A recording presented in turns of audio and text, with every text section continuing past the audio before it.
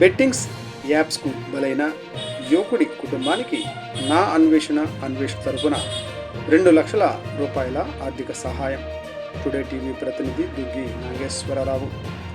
ఇటీవల పల్నాడు జిల్లా అచ్చంపేట మండలం చింతపల్లి గ్రామానికి చెందిన షేక్ సలీం అనే 21 ఏళ్ల యువకుడు బెట్టింగ్ యాప్స్కు అలవాటు పడి చివరకు ఆర్థిక సమస్యల వలన ఇటీవల ఆత్మహత్యకు పాల్పడ్డారు.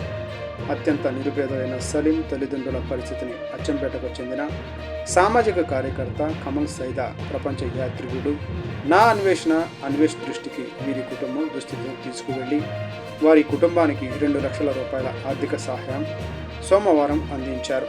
ఈ సందర్భంగా అన్వేష్ సలీం తల్లిదండ్రులతో మాట్లాడుతూ బెట్టింగ్ యాప్స్ అనేక కుటుంబాలను రోడ్డున పడేశాయని, మీ కుటుంబానికి జరిగిన నష్టానికి ప్రగాఢ సానుభూతి తెలియజేస్తూ తన వంతుగా 2,00,000 రూపాయలను అందజేస్తున్నానని పేర్కొన్నారు. వారి కుటుంబానికి తన ప్రగాఢ సంతాపాన్ని వ్యక్తం చేశారు.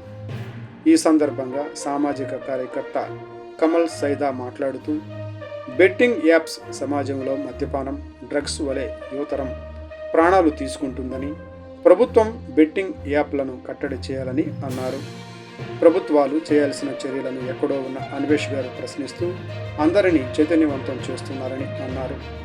ప్రభుత్వాలు ఈ బెట్టింగ్ యాప్లపై స్పందించి చర్యలు తీసుకోవాలని డిమాండ్ చేశారు. ఈ కార్యక్రమంలో కమల్ సైదా, బ్యాటరీ జానీ, చింతపల్లి గ్రామ పెద్దలు రోసయ్య, కోట సుధాని తదితరులు పాల్గొన్నారు.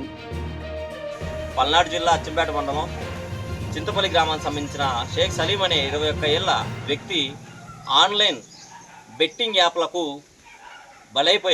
అన్యాయంగా బలైపోయాడు.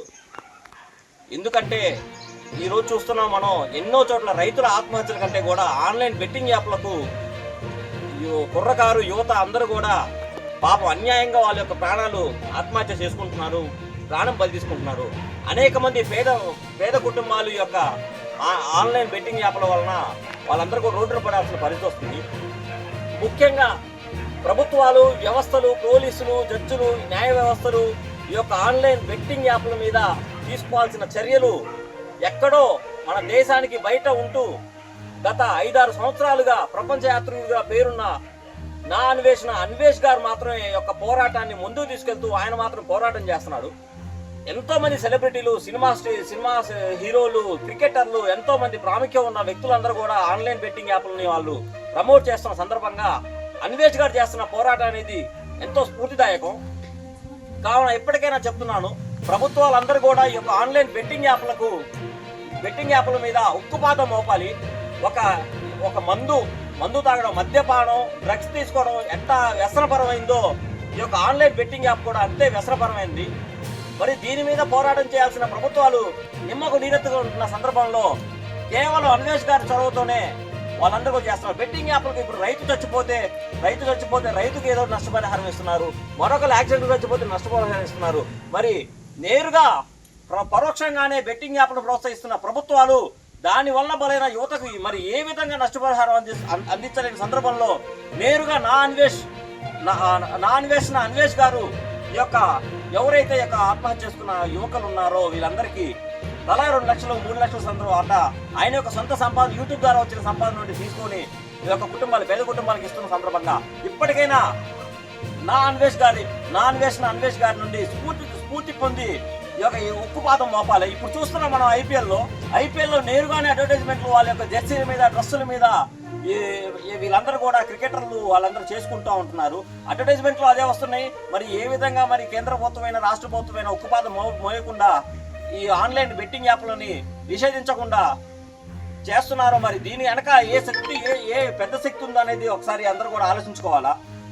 ఇదే కాకుండా పట్టణాల్లో, విలేజ్లో, గ్రామాల్లో అన్ని ఏరియాల్లో కూడా యొక్క ఆన్లైన్ బెట్టింగ్ యాప్లు విస్తృతంగా పిల్లల చేతుల్లో రమ్మీ గేములని, ఆన్లైన్ బెట్టింగ్ యాప్లని, క్రికెటర్ అని ఇలా అనేక రకాలుగా వాళ్ళందరూ వ్యసన పనులయ్యి ఇంట్లో ఉన్న ప్రతి ఒక్క రూపాయిని వదలకుండా మొత్తంగా ధారాళంగా ఆ యొక్క ఆన్లైన్ బెట్టింగ్ యాప్లకి సమర్పించుకునే సందర్భంగా వాళ్ళకి ఏ గత్యంతరం లేని పరిస్థితుల్లో వాళ్ళందరూ కూడా ప్రాణాలు వదులుతున్నారు. తద్వారా వాళ్ళ కుటుంబాలని కూడా రోడ్డున పడుతున్నాయి. ఇప్పటికైనా తెలియజేస్తున్నాను, ఆన్లైన్ బెట్టింగ్ యాప్స్ బారిన ఎవరు కూడా పడకండి. దీని గురించి చైతన్యం తీసుకురావాల్సిన ప్రభుత్వం మరి ఎప్పటికైనా సరే కళ్ళు తెరిచి ఏదైతే యువతను ఈరోజు దేశంలో మన రాష్ట్రంలో ఉందో వాళ్ళందరూ కూడా ఇక్కడ ప్రాణాలు వదులుతున్న సందర్భంలో విషాదకర సందర్భంలో అందరూ కూడా ఒకసారి ఆలోచించుకోండి. ప్రభుత్వాలు ముందుకు రావాలా, ఆన్లైన్ బెట్టింగ్ యాప్స్ మీద ఉక్కుపాదం మోపే విధంగా వాళ్ళు ఏవైతే చర్యలు తీసుకోవాలో ఆ యొక్క ఆన్లైన్ యాప్స్ మీద కూడా నిషేధం విధించాలి.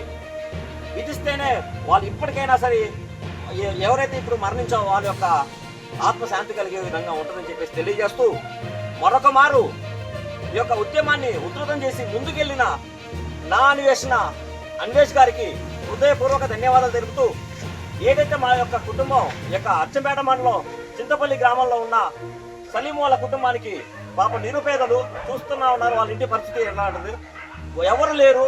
వాళ్ళ అబ్బాయే చేతికి అందించిన కొడుకు చనిపోయాడని చెప్పేసి చాలా బాధపడిన సందర్భంగా అన్వేష్ గారి యొక్క పరిస్థితి తెలుసుకొని మా యొక్క అభ్యర్థన మేరకు 2 లక్షలు వారికి ఇవ్వడం జరిగింది. ఇటువంటి పరిస్థితి ఎవరికి రాకూడదు. ప్రాణం యొక్క విలువ 2 లక్షలు అనేది కాదు, కానీ వారికి ఏదోటి వాళ్ళకి భవిష్యత్తుకి ఏదోటి ఉపయోగపడుతుందని చెప్పేసి ఆయన అన్వేష్ గారు ఇవ్వడం జరిగింది. అందరికీ ధన్యవాదాలు తెలుపుతూ అన్వేష్ గారికి ధన్యవాదాలు తెలుపుతున్నాను. Thank you. Say no to betting. Say no to betting. Say no to betting apps.